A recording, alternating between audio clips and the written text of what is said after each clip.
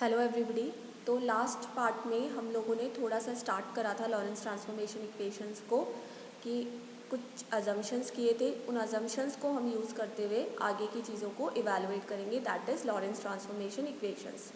तो हमने last part में दो फ्रेम्स माने थे, एक माना था हमने एस और एक माना था हमने एस डैश। और एस डैश को हम ये मान के चल रहे थे कि हमारा एस डैश फ्रेम जो है वो वी वेलोसिटी से मूव कर रहा है, और वी वेलोसिटी आपकी एक on an average constant velocity है। अब वहाँ पे मैंने एक पॉइंट माना था पी ऑब्जर्विंग पॉइंट, ठीक है, जिसके coordinates with respect to S frame थे X Y Z and T, और with respect to S dash है X Y Z X dash Y dash Z dash and T dash. ये हमने कुछ assumptions लेके चले थे, और कुछ हमने आपको लास्ट पार्ट में कुछ बेसिक चीज़ें बताई थी, तो उनको देखने के लिए आप लास्ट पार्ट पे जा सकते हैं, फिर ही आप इस पार्ट को देखें, नहीं तो आपको ये चीज़ें समझ में नहीं आएगी। अब हम इसको कंटिन्यू करते हैं। अब हम ये कह रहे हैं कि हम एक इवेंट आपका हो रहा है, ठीक है, ऑब्जर्विंग पॉइंट पर। If an event occurring at a point x Y z t, क्योंकि हम पी पॉइंट जो है उसको हमारा ऑब्जर्विंग पॉइंट मान रहे हैं, तो वहाँ पे हम कह रहे हैं कि कोई इवेंट हो रहा है। इवेंट इन शॉर्ट हम कह सकते हैं कि जैसे घड़ी की टिक टिक, तो दो टिक टिक के बीच में जो टाइम लग रहा है उसको हम एक इवेंट कह सकते हैं, हम उसको नोट कर रहे हैं, ठीक है। तो अगर मैं उसके इसी तरीके से कोई भी इवेंट हो सकता है, कोई भी घटना हो सकती है, ठीक है। तो if an event occurring at the point x Y z t in the inertial frame S, आपका कोई इवेंट है जो कि एस फ्रेम में हो रहा है, और उसके कोऑर्डिनेट्स में मान के चल रही हूँ x Y Z and t, ठीक है। तो उसी के कोऑर्डिनेट्स, उसी इवेंट के कोऑर्डिनेट्स अगर मैं एस डैश फ्रेम के करस्पॉन्डिंग देखूंगी तो that will not remain same, और उसके कोऑर्डिनेट्स हो जाएंगे आपके x dash Y dash Z dash and T dash, ठीक है। इनकी वैल्यूज़ मैंने नहीं दी है क्योंकि मुझे इवेंट नहीं पता है, हम इनको आगे इवैल्यूएट कर सकते हैं जब हम न्यूमेरिकल्स देखेंगे। बट मैं एक ही इवेंट के coordinates with respect to S frame जो है वो है आपके X Y Z and T, and with respect to S dash frame है x dash Y dash Z dash and T dash in the another inertial frame S dash, and vice versa. Then there must be one-to-one correspond dimensionally at the transformation equations must be linear in space coordinates as well as in time coordinates। तो अगर हम एक ही event की बात करें और हम उनको दो फ्रेम के करस्पॉन्डिंग देख रहे हैं जो कि आपस में रिलेटिव मोशन कर रहे हैं विद सर्टेन कांस्टेंट वेलोसिटी, तो उनके बीच में अगर मुझे कनेक्शन करना है थ्रू सम इक्वेशंस, तो वो इक्वेशंस जो हैं वो आपकी डायमेंशनली इक्वल होनी चाहिए। डायमेंशन से आप समझ सकते हैं जैसे लेंथ की डायमेंशंस होती है मीटर एंड सेंटीमीटर, वेलोसिटी की होती है सेंटीमीटर पर सेकंड, इस तरीके से वो डायमेंशनली रिलेट करने चाहिए। प्लस वो जो ट्रांसफॉर्मेशन इक्वेशंस हैं जो हम निकालेंगे वो लीनियर होनी चाहिए both in space coordinates and in time coordinates. अगर मैं एक्स वाई जेड टी की बात कर रही हूँ तो एक्स वाई जेड तो आपका स्पेस कोऑर्डिनेट्स हो गए और टी आपका हो गया टाइम कोऑर्डिनेट्स, तो इनमें एक लीनियर रिलेशनशिप होना चाहिए। तो हम जब ट्रांसफॉर्मेशन इक्वेशंस निकालेंगे तो हम ये दोनों पॉइंट्स ध्यान में रखते हुए हम चीज़ों को आगे फर्दर मूव करेंगे। Single event in S must correspond to a single event in S dash. ऐसा नहीं है कि एक इवेंट एस में ये इवेंट आपका एक दिख रहा है, आपको घड़ी की टिक टिक एक बार सुनाई दे रही है और दूसरे फ्रेम में आपको दो बार सुनाई दे रही है, नहीं, ऐसा कभी नहीं होगा। Therefore assuming the simplest linear transformation equations, अब मुझे ये तो पता चल गया कि मेरी जो इक्वेशंस हैं वो किस तरीके की होगी, उनका फॉर्मेशन कैसा होगा, तो मैं उस तरीके का कुछ अजम्पशंस करके उन जो मेरे पास कॉन्स्टेंट्स आएंगे उनकी वैल्यू मैं कैलकुलेट कर सकती हूँ, ठीक है।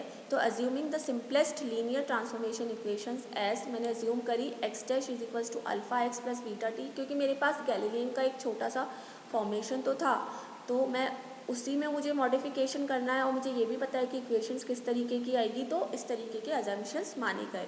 That is x dash is equals to alpha x plus beta t, that इसको मैं इक्वेशन नंबर 3A कह रही हूँ। Y dash is equals to y, that is 3B, z dash is equals to z, that is 3C, and T dash is equals to gamma T plus del x, that is 3D। अब यहाँ पे alpha, beta, gamma और del, इनकी values मुझे निकालनी पड़ेगी। अगर मेरे पास प्रॉपर वैल्यूज़ आ गई तो मेरे पास इक्वेशंस भी आ जाएगी विथ सर्टन कंडीशंस।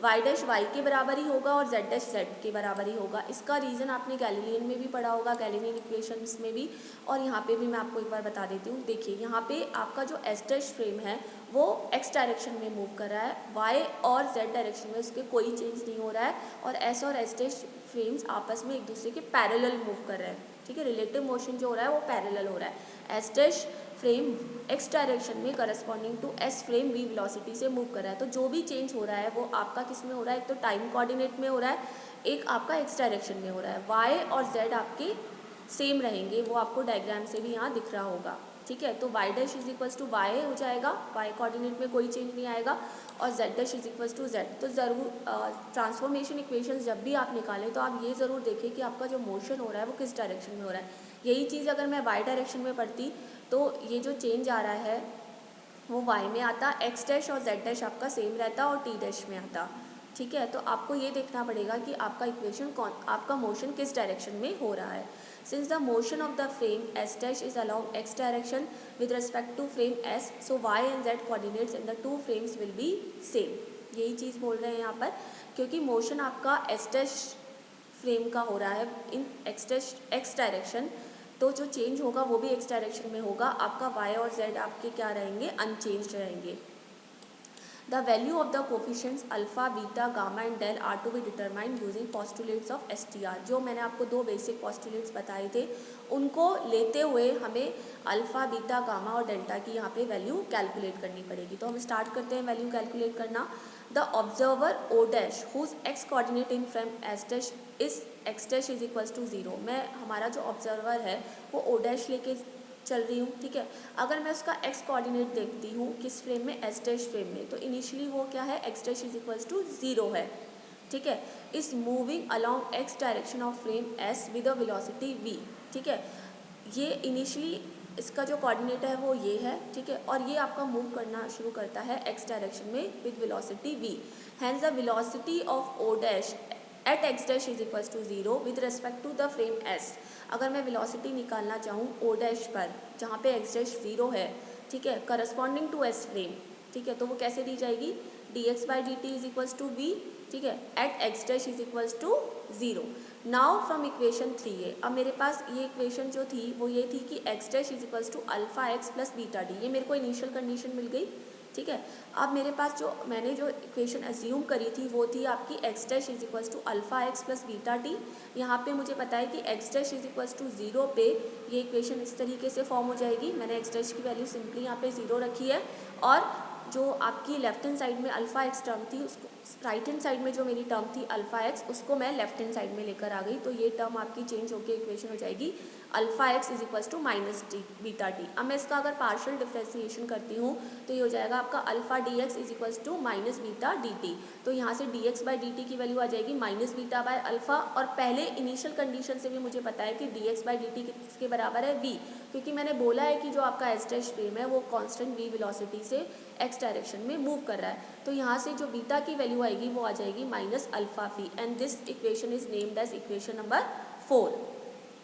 अब मैं सेम यही condition corresponding to S frame अगर स्टडी करती हूँ सेम, तो ऑब्जर्वर ओ को देखूंगी मैं, whose coordinate in S frame is x is equals to zero appears moving with a velocity minus v. पर अगर मैं दूसरी तरफ से देखूंगी तो आपका मुझे चीज़ें रिवर्स दिखाई देगी, ठीक है।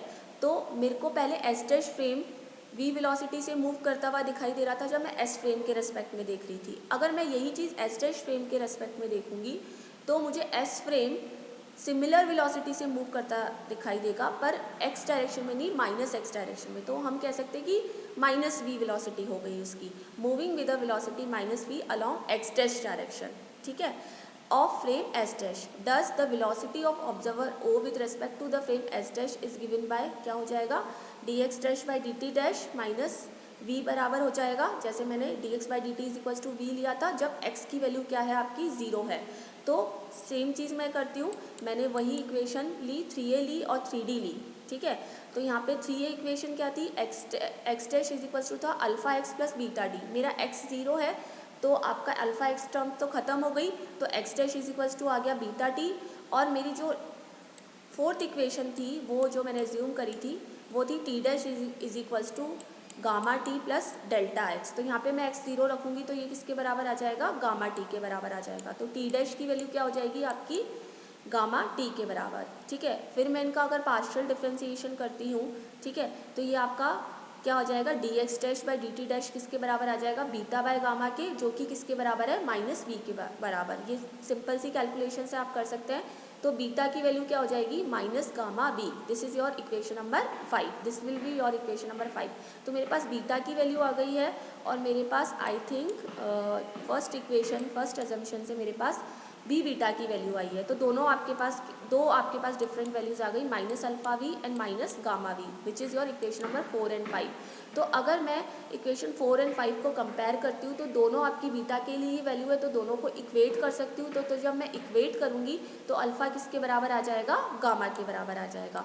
इक्वेशन नंबर जो 6 है, जिसमें अल्फा गामा के बराबर इक्वेट होके आया है, उसको मैं सब्सटीट्यूट करती हूँ इक्वेशन नंबर 3 में। जब मैं इसको इक्वेशन नंबर 3 में सब्सटीट्यूट करूँगी, which is your x dash is equals to alpha x plus beta D.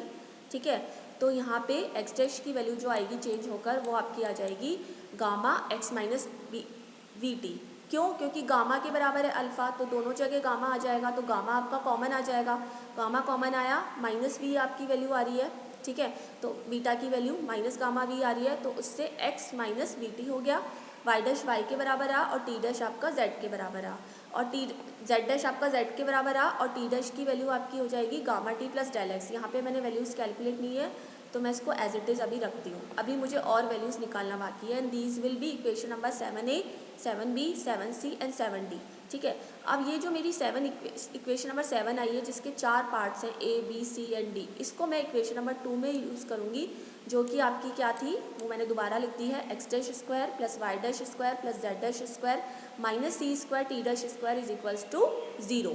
यहाँ पे मैं 7th इक्वेशन के चारों पार्ट्स को यहाँ सब्सटीट्यूट करती हूँ। सब्सटीट्यूट कर दिए मैंने, यहाँ सब्सटीट्यूट करें तो ये आया gamma square X minus we T का whole square plus Y dash Y के बराबर है, तो Y square plus Z square minus सी स्क्वायर टी डैश की वैल्यू रख दी gamma T plus del X का होल स्क्वायर। सारे जो आपके होल स्क्वायर थे उनको मैंने खोल दिया और कुछ टर्म्स को कॉमन ले लिया।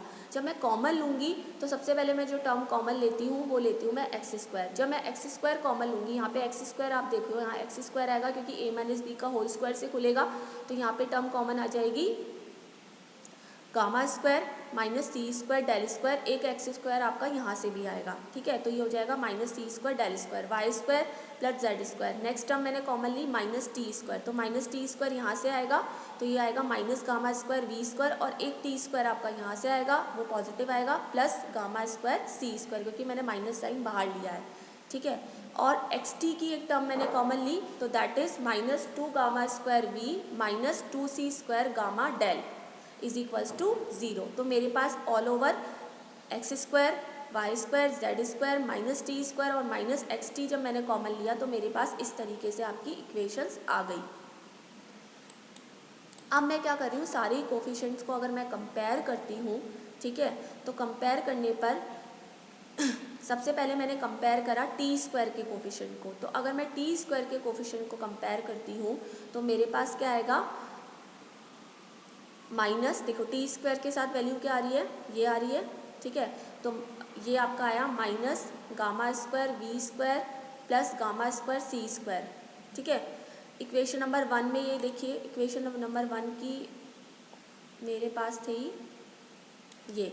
ठीक है, यहाँ पे मैंने टी स्क्वायर के कोफिशिएंट्स को कंपेयर करा है, तो यहाँ पे जो टी स्क्वायर का कोफिशिएंट आ रहा है वो आ रहा है आपका माइनस का सी स्क्वायर। तो यहाँ पे जब मैंने कंपेयर किया तो मेरे पास क्या वैल्यू आई है, minus gamma square t square के साथ है यहाँ पे minus gamma square we square plus gamma square c square, और वहाँ पे टी स्क्वायर का आपने कोफिशिएंट देखा था वो था आपका सी स्क्वायर। माइनस इस वजह से नहीं आया क्योंकि मैं राइट हैंड साइड में टर्म ले गई, तो माइनस हो गया आपका प्लस। ठीक है, इसी तरीके से मैंने एक्स टी के कोफिशिएंट को कंपेयर करा, तो इक्वेशन नंबर 1 में एक्स टी की कोई टर्म नहीं थी, तो वो तो हो गया 0। ठीक है, और यहाँ पे एक्स टी की टर्म है minus 2 gamma square we minus 2 C square gamma del, that is equation number 9। अब इन दोनों इक्वेशंस को यूज़ करके मैं गामा की वैल्यू इजीली निकाल सकती हूँ। यहाँ पे अगर मैं गामा की वैल्यू निकालूँ इक्वेशन नंबर 8 से, तो यहाँ पे गामा स्क्वायर आपका कॉमन आ रहा है, गामा स्क्वायर कॉमन लोगे तो ये हो जाएगा आपका C square minus we square और यहाँ पे हो जाएगा इक्वल्स टू सी स्क्वायर।